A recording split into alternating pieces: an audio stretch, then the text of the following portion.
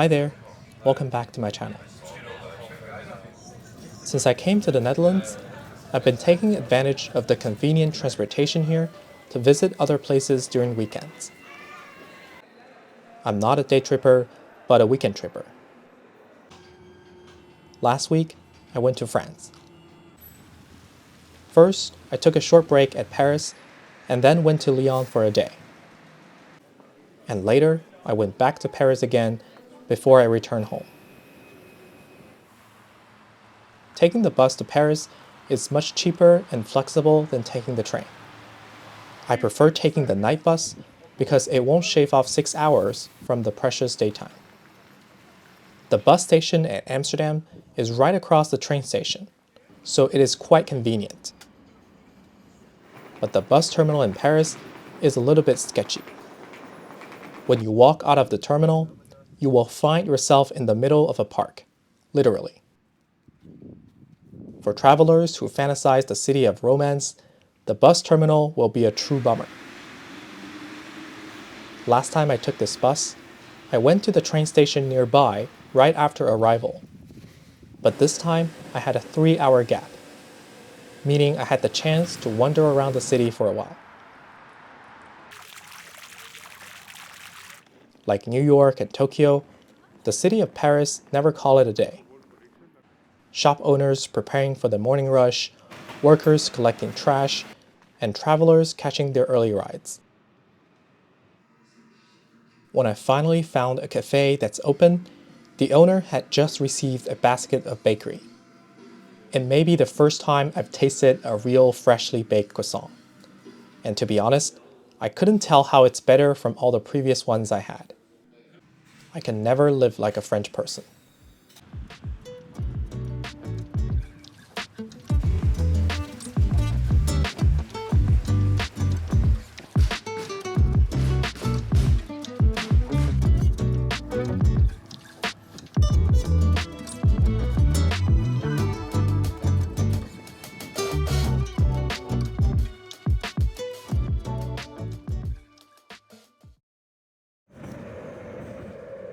Paris has multiple train stations.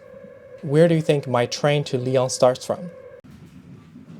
Of course, it's the Gare du Lyon, the Lyon station.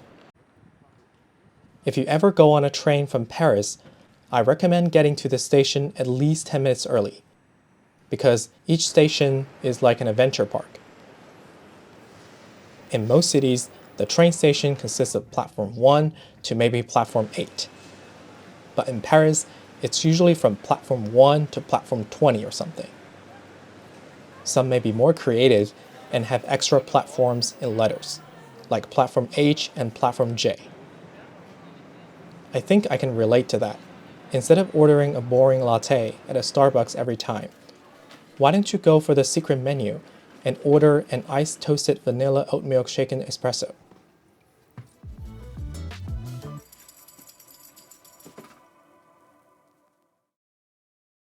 If I were on this trip a year ago, the train service would be provided by a French and Italian company. But right now, this is operated by Trenitalia, which is 100% owned by Italy.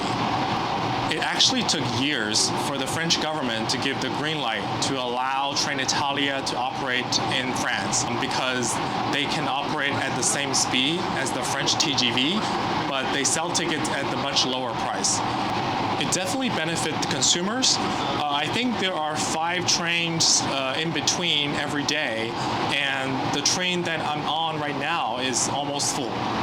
Another thing worth mentioning about this train route between Paris and Lyon is the empty diagonal. The empty diagonal is a patch of land stretching from the northeast to the southwest of France. It's called empty diagonal because the population density of this area is much less than that of the rest of the nation. Mainly because people from these areas have moved to bigger cities like Paris, Dijon, and Lyon. So although this train connects the French's largest city and the second largest city, it actually doesn't make any stop in between because there's really no major city to stop at. This is the opposite to Germany. For example, if you travel from Berlin to Munich, you will definitely make a few stops in the middle, like Leipzig or Nuremberg, because they are significant economic centers of the region. After 2 hours of train, I arrived at the Lyon Parc Dieu station. I searched up. Parc Dieu means property of God. The station square is closed off and under construction. Obviously, even God's property needs a facelift from time to time. However, outside of the station area, Lyon is a very quiet and organized city.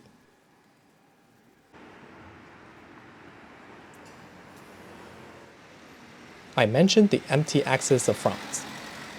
Right opposite to the empty axis is the Paris-Lyon-Marseille axis, which account for about 30% of the French population. Each of these three cities represents a distinctive era in French history. Marseille is the oldest. It used to be a trading post established by the ancient Greeks. Lyon was settled a bit later in the Roman times. This Roman theater is still being used to host events and concerts. While Paris really became prominent in the medieval period. Since then, Paris has always been the capital of the region where we now call France, making its time being the capital of a country way longer than Rome or London. In my opinion, this is a good thing for Lyon because it doesn't need to build palaces and monuments. And in modern days, Lyon didn't suffer from the amount of gentrification as Paris did.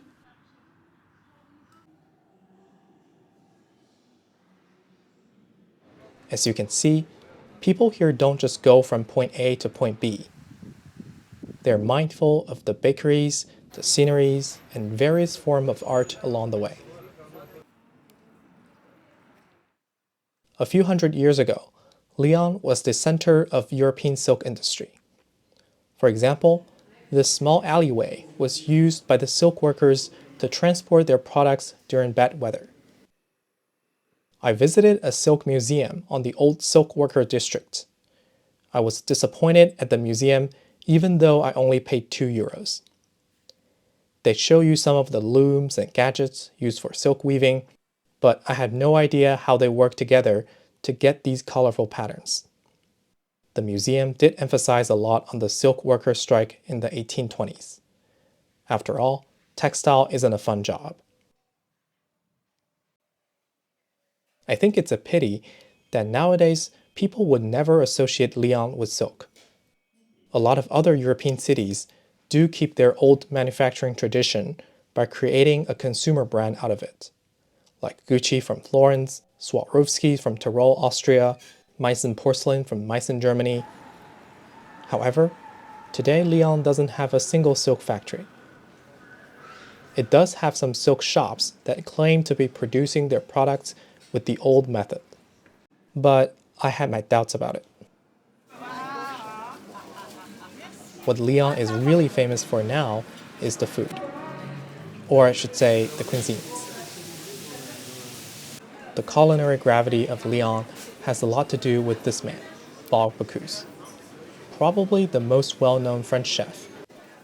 Well, he is maybe not as famous as Auguste Gusteau from Ratatouille. Anyway, I was fortunate enough to have a table reserved at Paul Bocuse's restaurants. It used to be a Michelin 3 stars, but after Paul Bocuse himself passed away, it lost 1 star in 2020. Just kidding. I will probably be thrown to jail for my ignorance of French culinary culture. So I decided to have some authentic Thai food and €5 wine on this wonderful evening in the gastronomy capital of France. You can probably tell that I'm not a big food person. I don't eat things like snails and goose liver, but what I just had is a quite good meal. Lyon is considered the gastronomy capital of France, maybe even the whole Europe. If Paris is the brain, then Lyon is the stomach. But Lyonnais cuisine really has a humble beginning because it used to be the food that serves the local silk workers. It's only during the 20th century when famous chefs like Brazier and Paul Bocuse transformed the cuisine into what we see now. In my own word, I call them just food you don't know what you're looking at and you don't know what you're eating. There's a historical reason for why Lyonnais food becomes so successful and famous. Lyon is well situated in the river valley area. It's a agriculturally rich area of France. The Rhone River flows north to south, so Lyon can easily get cream and butter from the north and fruits and meat from the south. So a lot of the famous French dishes actually originate from Lyon. The food scene here is pretty spontaneous, it has its own root, but this is not the case for all the famous food in France. For example, truffles from Périgord, artichokes from Lyon, Dijon mustard, they became famous only after the local people took a trip to Paris or other cities abroad and found that their local product is actually well received in those areas. That's when they started to take pride in their own produce and seriously started to promote it to the whole country and the whole world. On the next morning, I checked out early at my hotel to go to the train station. Same as yesterday evening, I didn't see a single other guest in the hotel. Maybe I was the only guest at the hotel? It's 7 a.m. in the morning. I'm taking the bus to the train station, going to Vienna. Actually, I don't know whether this is the right pronunciation. I'll search it up later.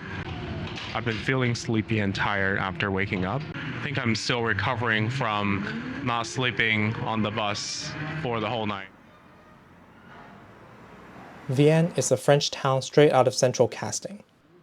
It has a river flowing through, a grand Catholic church, and even has a Roman temple. In areas influenced by the Romans, you will always find one or two small cities nearby a metropolitan, like what Vienne is to Lyon. The metropolitan gets its hands dirty with all the bureaucracy and development, while the small towns are kept intact. The metropolitan is like the human body, while the small city is like the soul.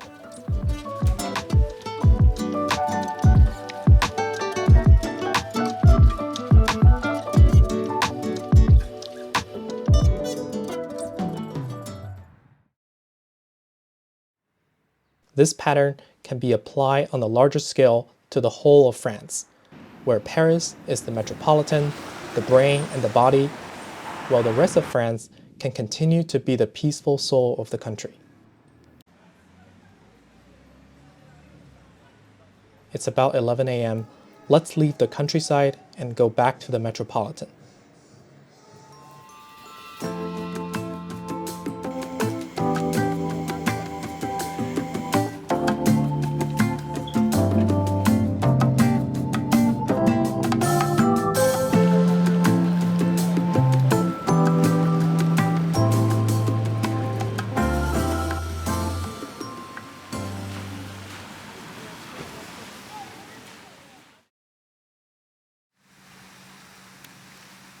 It's my third time in Paris, but I still cannot get enough of the city.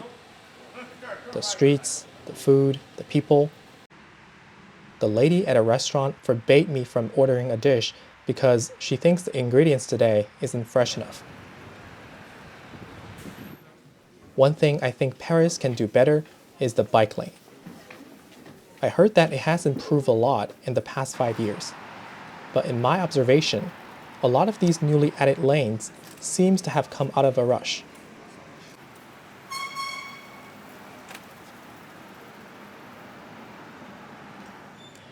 Look at how arbitrary these signs are. It's not only confusing, but dangerous. The upcoming 2024 Olympics provides Paris with an incentive to renew itself. Similar to the new bike lanes, Paris has several projects underway with an aim for walkability and sustainability.